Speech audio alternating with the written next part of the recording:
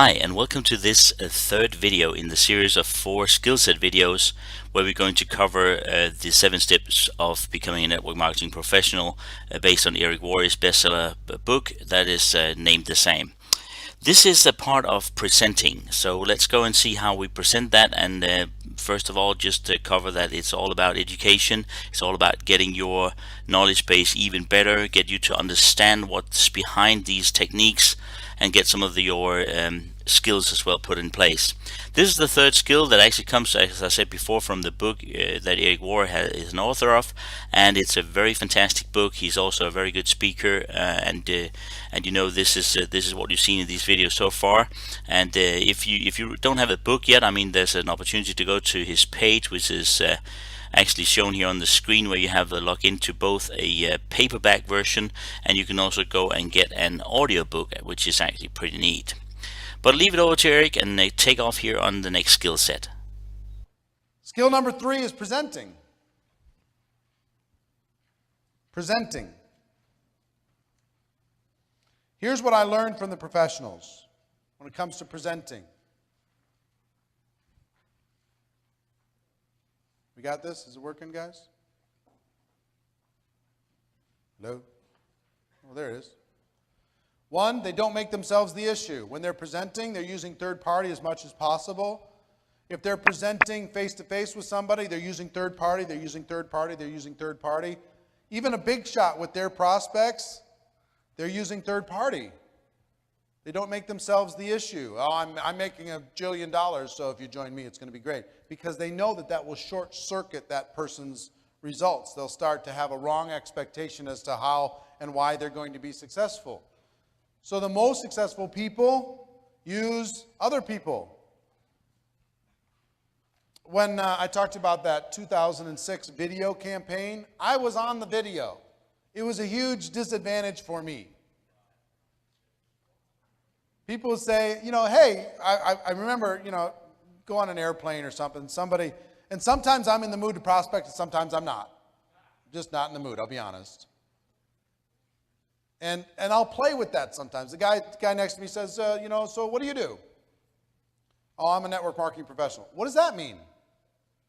Well, I'm in the middle of something right now, but here's a DVD. You can check it out if you want to. You don't have something to watch. We're sitting next to each other in first class. He's like, oh, he pops it in, slowly goes.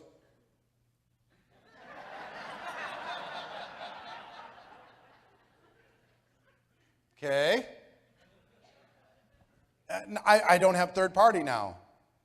Now, if I get involved with you, you're going to make me rich. And I mean, it's not as powerful as, leaders, what you'll find, talk to the top leaders, they don't make themselves the issue. They just don't. They use third party. Next. They act as a consultant. A person is trying to navigate their life, and they act as a consultant to that person to help them. So they ask those people questions about what they want in their life, and then they prescribe some solutions in the process. Here's a phrase that I learned a long time ago, and it's absolutely true. It doesn't matter what works. It only matters what duplicates. So when it comes to presenting, I used to say, put them in front of me, I'll do it all. And I could close them. Some people say, well, why wouldn't I do that? Because it works. It doesn't matter if it works. It only matters if it duplicates. For freedom in network marketing. So if you're doing everything and it's working, here's what your organization will look like. I'll show you. Throw that up. Here's what you want your organization to look like. An ever-growing group. If you do what works and not what duplicates, here's what you have to look forward to.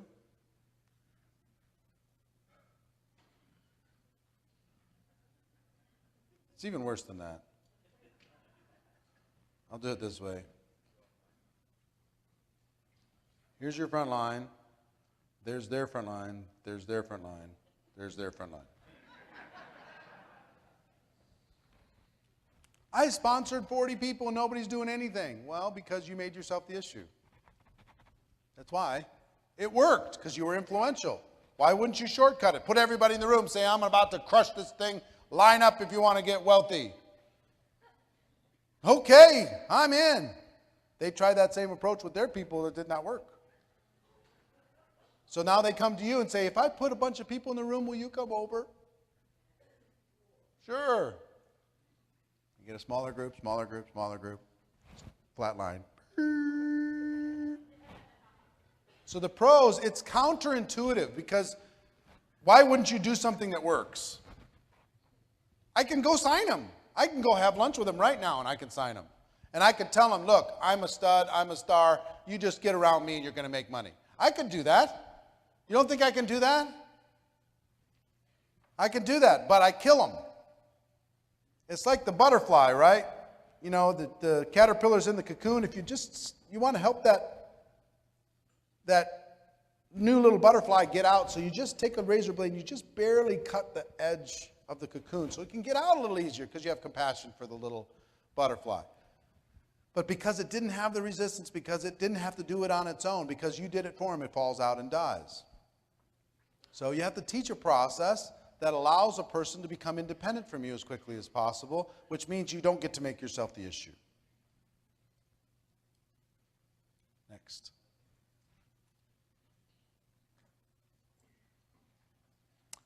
What the professionals do in presenting, they bring passion, enthusiasm, excitement, and belief. So let me tell you, when it comes to presenting, one of the first things that you need to do, and it'll be difficult for us to do a deep workshop for this entire group, but I'm going to give you some framework for it. One of the first things you need to do is you need to create your story. Your story, because you're going to be telling your story for the rest of your career. What is your story? So let me give you the elements of a good story, because this story is third party. This story will help you. This story will guide you. This story will open doors for you. When you're doing your invitation, you can tell part of your story. Whatever you're promoting, even if you can't defend it, you're going to promote it. One is your background. You know, as you know, I was a doctor, I was this, I was that, I'm, truck driver, whatever. Two, the things you didn't like about your background.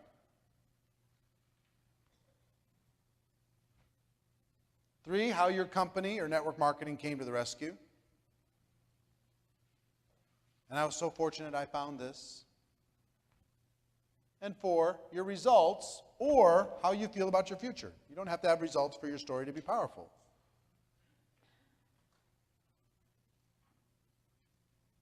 So my background is I had 18 jobs before I was 22 years old. I was behind on my bills and my promises, and I had my family, and I didn't know what I was going to do.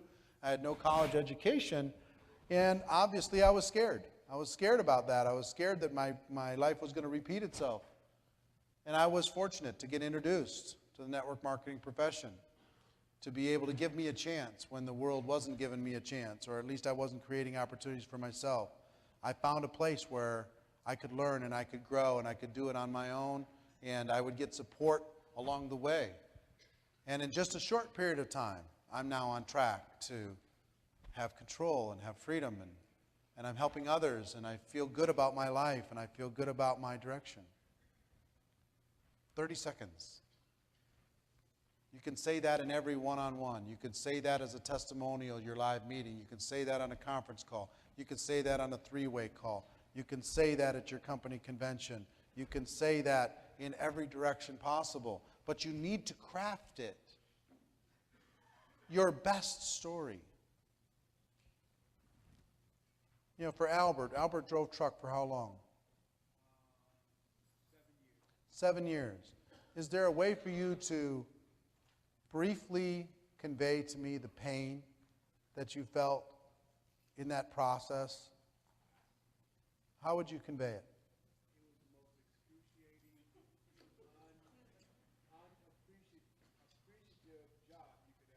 Yeah. He said, he could say my background is I was a truck driver, and it was the most excruciating situation where I was so unappreciated every single day. I just couldn't imagine something where you'd feel less appreciated than what I was doing. And when he says that, the whole world will go, you know what, me too. Me too. You know, I make my boss look good every single day and I don't get appreciated. You know, I've been busting my butt every single day, hard work, and I don't get appreciated. I just get more and more pressure. Me too. But then I found a way to escape. And look at me now. I'm out of the truck. And I'm on with my life. And I'm helping other people do the same thing. It was the greatest thing that ever happened to me. 30 seconds, 40 seconds. It's not a 5-minute thing. 30, 40 seconds. That story will serve you for your whole life. And what you need to remember, what a lot of people forget, including myself, the only story that's valuable is the story prior to network marketing. That's the story that's valuable to the people that you talk to. So for Tiffany, the story is not, you know, here's what happened to me in the last 3 years. The story is, I was in the factory. I was making Smucker's jelly in Memphis, Tennessee. And here's how that made me feel. Here's how I felt about my future. Here's what I saw other people who'd been there for 10 and 20 years longer than me, and I saw the life that they had, and I didn't want that life. So here's what showed up. See, she's moved on. You know, when was the last time you were in that factory? 15 years? August of 2000. So almost 13 years ago. But guess what her most powerful story is now? That story from 13 years ago. That's what everybody relates to. The time when you went from outside of network marketing to inside and what it did for your life. If you got results, talk about them. If you have hope, talk about it. If you've got a future, talk about it. Whatever it is, talk about it, right? Craft your story. I wrote mine out because I wanted my testimonial to have impact with people. And then I told it every chance I could get. I was telling my story, telling my story, telling my story, and it always had those 4 elements. Okay, next.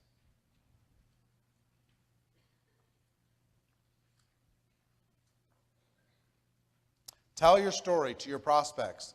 Tell your story to other people's prospects. Tell your story on 3-way calls, conference calls, and webinars. Tell your story online, on Skype, on wherever. Tell your story at live events. Become known for your story. Tell it so many times other people will start telling it for you. If other people don't know your story, you got a big hole in your business. Huge hole in your business. They've got to know it and be able to tell it with passion. It could have something to do with your company or network marketing. How your company or network marketing came to the rescue for you to help you escape from that situation. You know, if you've moved on to multiple companies to the company you're at right now, you don't want to talk about the company that you joined way back when you made that first decision. You want to talk about network marketing allowed you to have freedom. It gave you a vision for your future. It allowed you to escape. See what I'm saying? All right. The person with the marker makes the money. In addition to your story,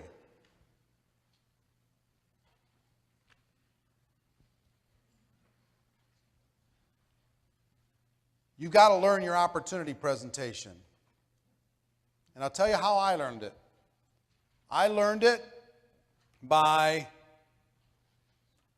copying the top earner in the company and recording their presentation, which they did exactly the same every single time, writing it down on a legal pad, pause, rewind, pause, rewind, pause, rewind, until I got it down word for word, recorded my own voice into the boom box, audio cassette, listened to it, was destroyed at how terrible it sounded. No energy, no passion, no nothing, flat, boring, dull. I did his same story, same jokes, same everything. I just did exactly what he did. Okay, I changed my name to his name. That's it. It's the only thing I changed. Closed the same way, opened the same way, did exactly, transitioned everything the same way, told the same jokes, the whole thing. And I recorded it again and again and again and again about 5 or 6 times until it sounded okay. Then I put it in my car, I put it on both sides of the audio cassette, and I listened to it 500 times until I had my own little one-man play. It was a one-man show. I rehearsed, I had it so solid that if you said, tell me about the product, I could start in my mind where the presentation started with product, and I could do that section without any problem, exactly word for word. If they said, show me the compensation plan, I could start with that, and I could do it word for word. How do you close it at the end with some urgency? I could do that word for word. Whatever it was, I could do it. You know how much confidence that gave me? I was good in any situation. At any time, at any place. I learned the the opportunity presentation, and I looked for opportunities to tell it. And pretty soon I was the guy being asked to do sections of the local meeting. I was the guy asked to do different things. You got to learn a basic training. You got to learn how to do a good, inspiring, powerful basic training for your group with the fundamentals, but also with some attitude. Your story. Like Mike Sims threw in his story into what he talked about, but still some great basic training, right? He didn't start there. He finished there. And inspirational training to inspire your group. Sometimes they just need to be fired up where you're telling stories and you're doing stuff. Person with the marker makes the money, folks. And Joe, you got that video that you created? The call to action? Will you get that ready right now? Okay, good. Keynote speeches. I got to tell you a story, and I'm going to wrap up with this.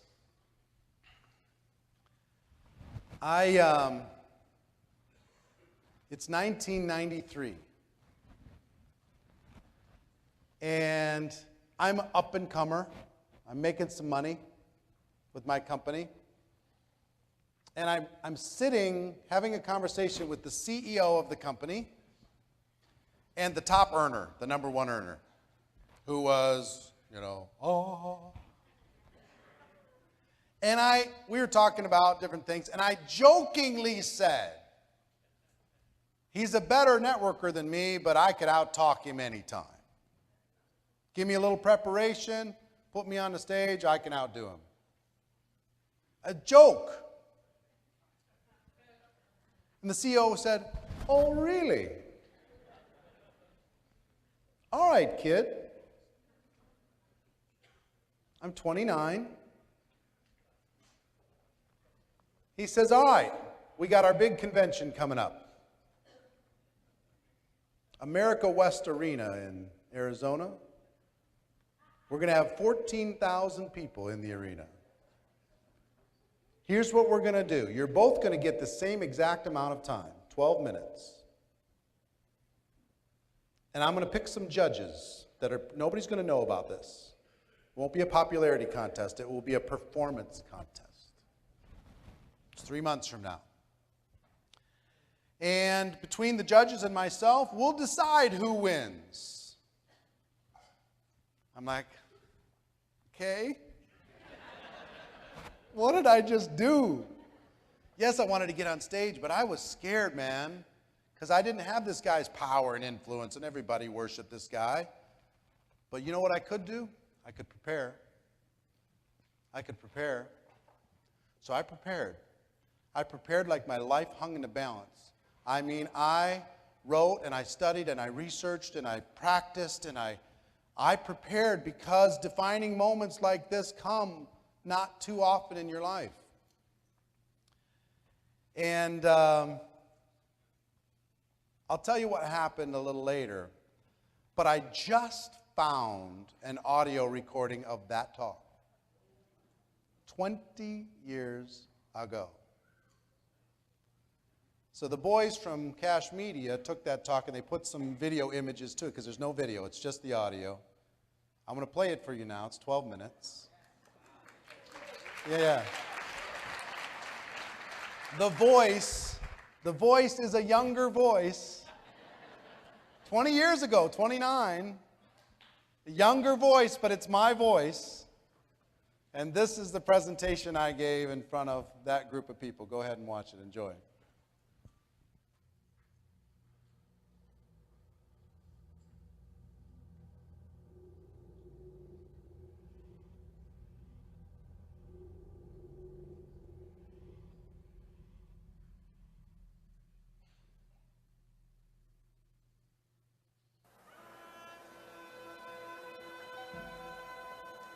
Over 200 years ago, there was a revolution, an American Revolution, an event that literally changed the course of history. It was led by a group of unsatisfied people. People who were tired of being told what they could do and when they could do it. People were fed up with their lack of choices and their lack of personal freedoms. People fed up with their lives being controlled by others. Fed up with being oppressed, fed up with being manipulated. They finally said, enough, I've had it, and I'm not going to live like this anymore.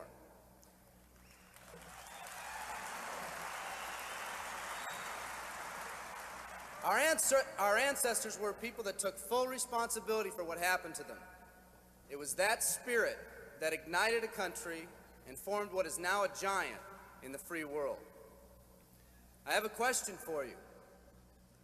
Where's that spirit today?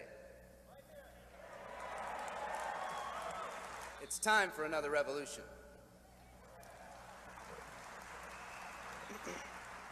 Let me explain one of the laws of the universe. It's called the law of use, and it says simply this: whatever you don't use, you lose. Lack of use causes loss. Ambition unused declines. Faith unused decreases. If you don't use your skills, you lose your skills. If you don't use your freedom, you lose your freedom. Freedom does not come automatically. It's not attained and then handed down to us as an inheritance. It must be achieved each day. At the turn of the century, in the year 1900, less than 10% of us worked for other people or the government. Over 90% of us were self-employed. We were an independent people. In 1980, only 80 years later, over 90% of us worked for the other people or the government. Less than 10% of us were self-employed. We changed from an independent people to a dependent people. We'd slowly shifted from a people who took full responsibility for everything that happened to them to a people who've become talented and practiced at the art of blaming others for their problems.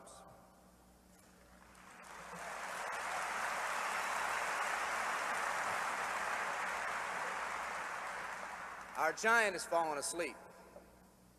Our forefathers didn't say, who's going to take care of me?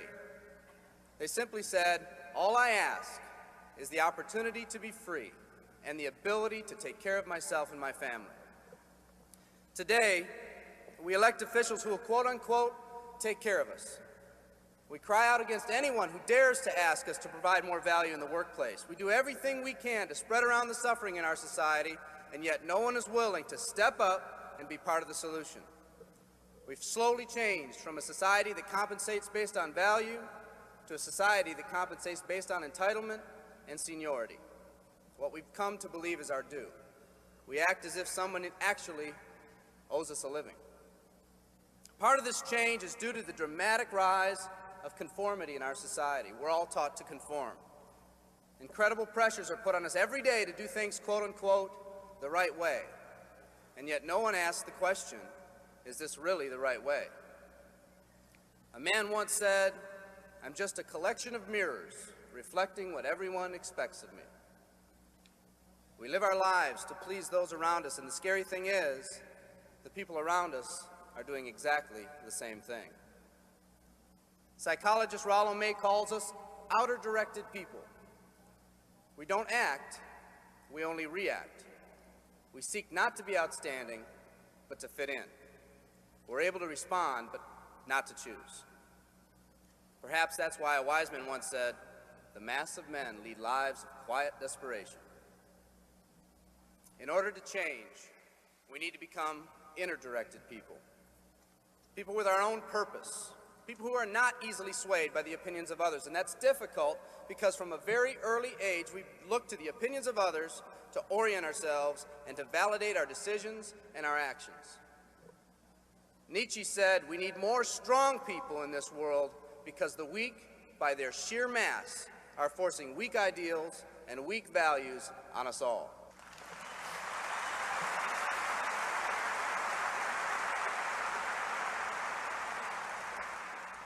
Today's massive social and economic changes are waking this slumbering giant. Some people may not be ready right now for the changes happening today in today's society. It doesn't matter if they're ready or not. An old proverb says, if a man wants his dreams to come true, he must first wake up.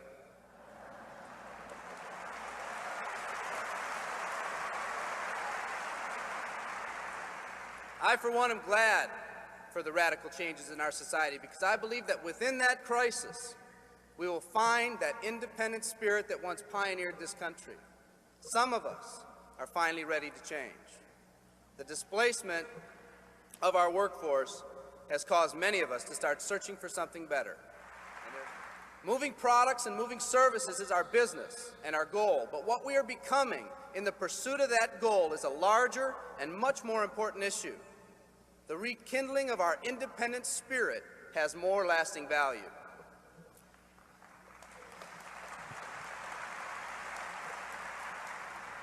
There's no more noble a business than the business that encourages the development of people. Every living organism has one and only one central need in life: to fulfill its own potentialities.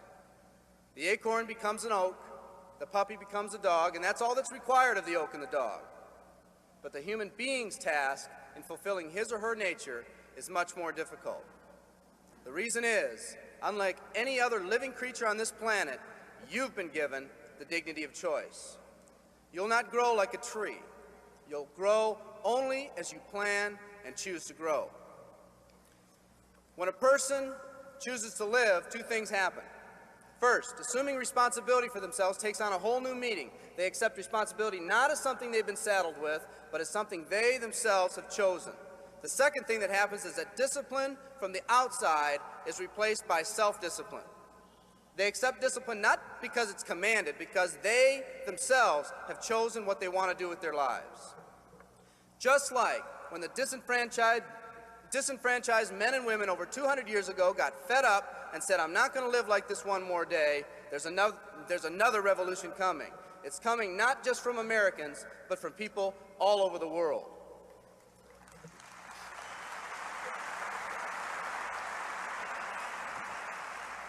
It's coming from people who've been oppressed in meaningless jobs, from people who've been unjustly held back, from people who've been slighted or ignored, from people who've had their hopes crushed time and time again by the circumstances around them, from people who've been playing in a game where the rules weren't the same for everyone, from people whose dreams have almost died by the methodical dripping of negative and pessimistic forces, people who've just been waiting for the right opportunity to present itself, an opportunity that they could hold on to, believe in, a place where people believed in them.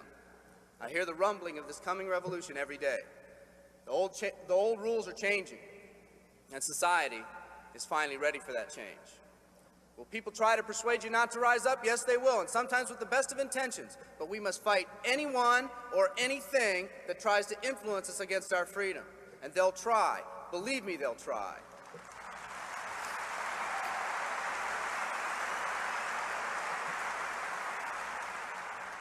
They'll try to suggest you off course, to nudge you off course, to distract you off course. There's another revolution coming, and it's going to be led by a group of unique and courageous people like you.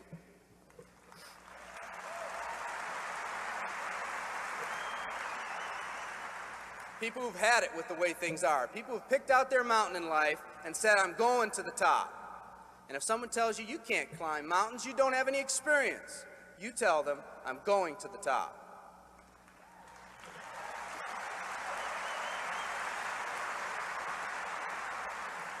And if your neighbor tells you, come on, choose another mountain, that one's too rocky, what are you going to tell them? And if someone tells you, let's go over here where it's not so steep, what are you going to tell them? And if someone says network marketing, what are you going to tell them? And if your friend tells you, come on, let's climb this one, that one's too slippery, what are you going to tell them? If anyone tells you you can't go up, it's too rocky, too steep, too slippery, you say, listen here, I'm going up. You're either going to see me waving from the top or dead on the side. I'm not coming back.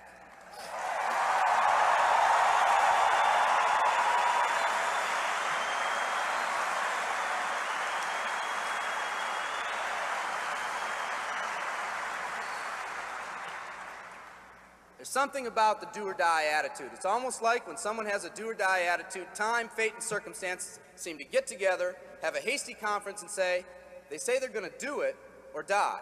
We might as well let them have it.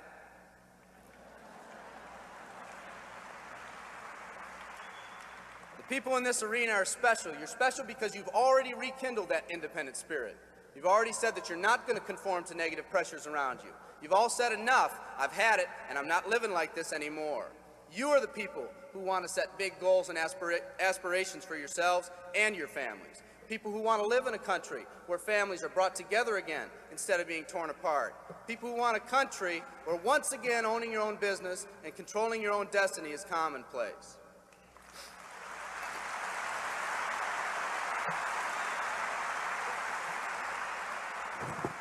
People who want a country where every man, woman, and child is treated with equal respect and dignity.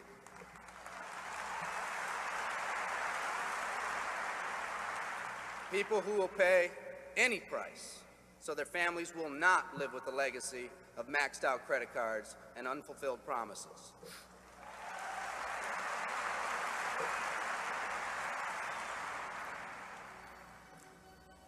Today, we stand at the genesis of a new revolution, and people like you are going to lead it. Theodore Roosevelt said these words decades ago, and I think they're particularly appropriate today. He said, "We see across the dangers of the great future, and we rejoice as the giant refreshed.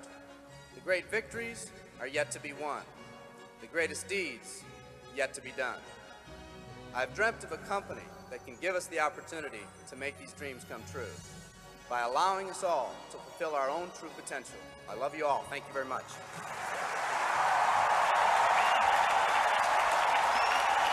Wow, huh?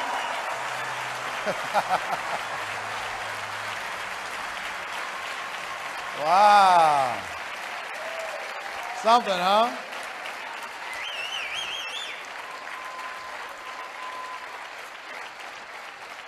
"1993. Younger voice than today for sure. 1993. Here's the lesson. We'll put it up online. Joe and Cash Media did a great job of putting it together. We'll put it up on Network Market Pro. We'll put it up on YouTube. You can use as much as you'd like. But what I'll tell you is this. What's the lesson? Prepare for your moment. Prepare. Put together your talk. That is borrowed from the books that I read and the audios that I listened to and the leaders that I respected and the ideas that I had in my own mind. But I was not completely the person that was qualified to say what I said, but I was the person who had an opportunity to say what I said at age 29. Oh, by the way, guess who won? I won, man. If we were working together personally, if I was coaching you personally, one of the most important things is for you to build your brand and for you to have a talk like that or better that everyone in the world can't wait for you to say, that if it's recorded and put on YouTube, it gets 1 million views because it inspires your whole group. Guess what happened to my life after that day? It blew up, man. I became somebody. Did you hear that talk from that kid? Man, all of a sudden my group looked at me different. They listened to me different. All of a sudden my words had weight. I had influence in the company. I had influence in the leadership. From 12 minutes. Now that 12 minutes took me 3 months to prepare for. Shorter the talk, the harder it is to prepare. But I'm telling you, prepare. Back to that last slide, please. Presenting. You got to decide that you're going to become a pro here. that you can do your story, that you can do your opportunity presentation as good as anybody in your whole company in a way that lights people up with passion and energy, that you can do a basic training in a way that gets people to take the action that they wouldn't have taken if you hadn't done the basic training, that you, every single one of you, can do an inspirational talk for your team that will give them fuel to go to the next level. You'll be able to do a keynote and be asked to go up onto the stage because the company had heard about you and they want to hear your talk. And no, you don't need an hour. 12 minutes was enough. You could do a lot in 12 minutes if you prepare. So the lesson is to prepare, to be ready, to be awesome, to practice, to rehearse. What Les Brown says, rather be prepared for an opportunity and not have one than have an opportunity and not be prepared. Be ready to just get up there and crush. And every single one of you can make a name for yourself if you'll decide to build on this skill. Yeah, thank you, Eric. It's good stuff. It's good stuff. I get excited every time I see Eric on stage. He's a very enthusiastic guy, and he's very easy to learn from. I mean, this is just interesting. I hope you enjoy it as well. Get value of it. Anyway, check off this video here, number 3, on your checklist, and be ready for the next video, number 4, which is a follow-up. Another very important skill to understand how to follow up with your prospects. Everything's available on Networkers Go Pro under the training session. Talk to you soon.